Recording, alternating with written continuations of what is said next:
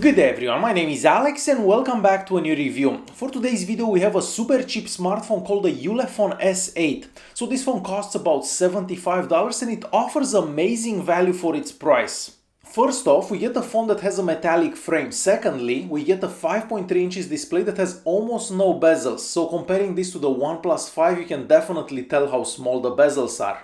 The screen looks quite good as well, but we only get a 720p resolution. However, the viewing angles are great, the colors are nice and vibrant, and the screen does seem to get quite bright. This is also covered by some type of scratch resistant glass because it doesn't seem to get scratched that easily, but the downside to the screen is the fact that you can only touch the screen in two places in the same time, so that could be problematic if you're playing games or something like that. So I wish to have had like a 5-point touch.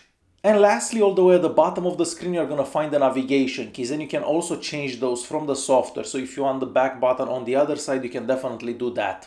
And moving on to the back of the phone, we even get a fingerprint scanner for that $75, which is quite impressive. The fingerprint scanner works maybe 9 out of 10 times, but it's not the fastest to unlock the phone. So all you have to do is touch the fingerprint scanner and the phone will unlock. And we are not done, we even get dual cameras on the back. So we have an 8 megapixel camera sensor and a 0.3 megapixel camera sensor. They're both interpolated, but the point is that we get dual cameras on the back of this phone. Now, because we have dual cameras on the back, you could technically take pictures with the cool bokeh effect, but considering the price of the phone, well, you can probably expect that the results aren't the best. The camera app is not the fastest out there, and we also don't have that many options, but this is quite normal for such a cheap device. And taking pictures with the bokeh effect, well, it doesn't work out that great. So basically the phone makes a circle and everything outside of the circle it's blurred out, and the pictures don't turn out that great. So the pictures that you're looking at right now are taken with that bokeh effect, and as you can probably tell for yourself, they don't look the absolute best. But if you just use the one camera on the back, so the 8 megapixel camera on the back, the pictures that you're gonna take look quite decent, and considering the price of the phone, which is only $75, the pictures are quite good. I was quite surprised about the pictures that I was able to take in low light conditions as well, because usually cheap phones don't do good at all, but this one did quite decently. And since we are speaking about cameras, on the front we have a 2 megapixel camera that's also interpolated to 5 megapixels, and we actually have a front-facing flash. And once again, the picture quality from that front-facing camera, it's not totally horrible, so the pictures are quite usable for a phone that costs only $75. For specs, we have the MediaTek 6580 CPU. This is a quad-core CPU clocked at 1.3 GHz. We also have 1 GB of RAM and 8 GB of internal storage.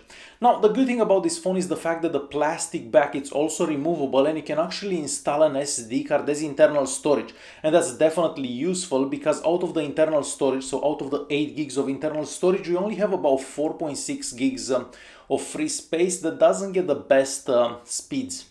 Behind that plastic cover, we also have a 3000 mAh removable battery, and I have to say that I was quite surprised about the battery life that I got from this device. So I was able to make it through like 24 hours of usage on one charge, and out of that about 5 hours of screen on time. And once again, for a phone that's only $75, that's quite good. This phone can also take 2 SIM cards, but unfortunately this is a 3G only device, so you're not going to be able to connect to any 4G networks, and the phone doesn't support dual band Wi-Fi, so you can only connect to the 2.4 GHz Wi-Fi bands. Now, the speeds over Wi-Fi were decent, but I didn't check the speeds over 3G because I couldn't connect this phone to a 3G network here in Canada. So even though the phone looks quite good, the performance is not the best because we only have that MediaTek 6580 CPU. So the scores that I got on the Antutu benchmark and the Geekbench 4 are not the highest out there.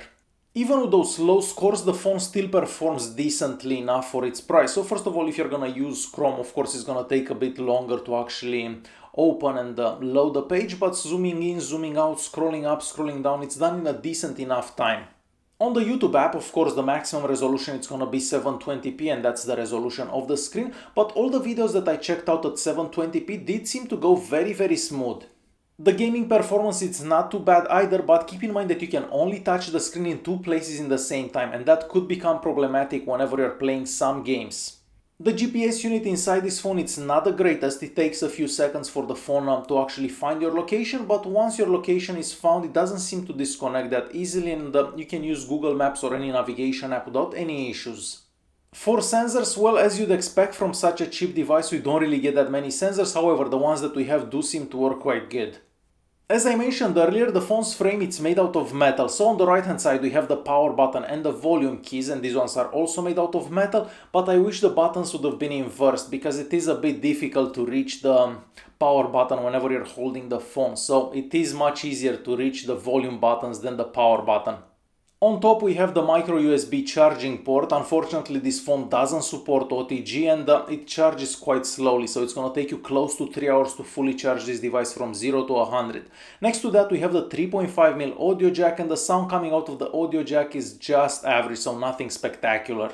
We don't have anything on the left hand side of the phone, and moving all the way to the bottom you're gonna find what looks like 2 speakers. However, we only have 1 speaker and a microphone.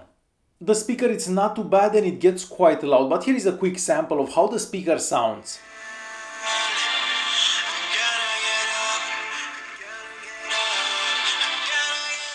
The Ulefone S8 also comes pre-installed with Android 7 from the factory, and that's a great thing considering that we don't have that much power. Scrolling in between screens, it's done very smoothly, and opening and closing apps, it's also done in a good enough time. And I mean, for a phone that costs $75, we can't really complain, so it does much better than its price.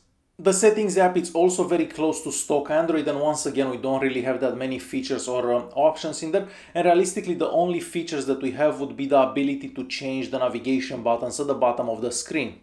And it's time to conclude this video. So for your $75 you get a very good looking phone, and this is probably the best looking phone under $150. I don't remember seeing a phone that looks this good for this money.